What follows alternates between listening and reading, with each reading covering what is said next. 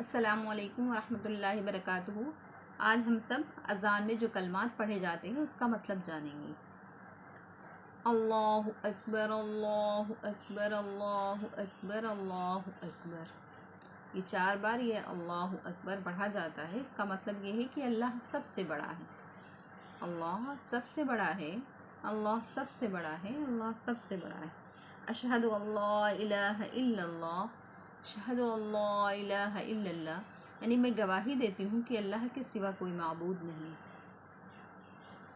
अशहदु अन्न मुहम्मदर रसूलुल्लाह, अशहदु अन्न मुहम्मदर रसूलुल्लाह, मैं गवाही देती हूँ कि मोहम्मद सल्लल्लाहु अलैहि वसल्लम अल्लाह के रसूल हैं।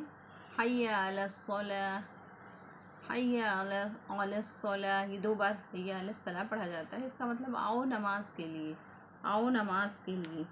हय्या अलल फलाह, हय्या अलल फलाह, इसका मतलब है आओ कामयाबी के लिए, आओ कामयाबी के लिए।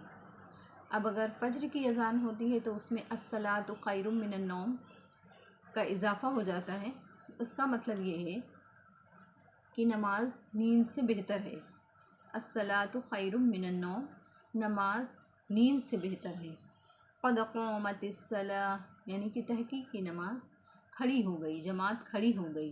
क़द क़ामतिस्सलाह, नमाज खड़ी हो गई।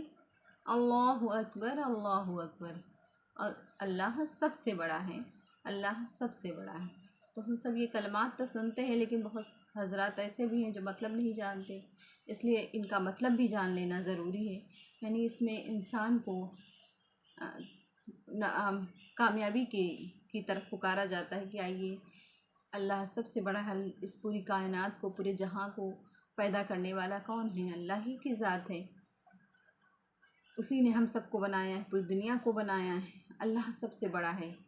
तो हम सबको अल्लाह की खिदमत में हाज़िर होना है, नमाज़ पढ़नी है। आओ नमाज के लिए, आओ नमाज के, सबको कामयाबी की तरफ बुलाया जाता है कि आओ नमाज के लिए, आओ नमाज के लिए। तहक़ीक़ की जमात खड़ी हो गई है।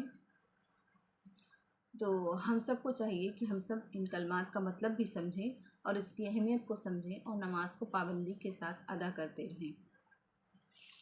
अल्लाह ताला हम सबको नमाज़ों को पढ़ने की तौफ़ीक़ अता फ़रमाए। आमीन।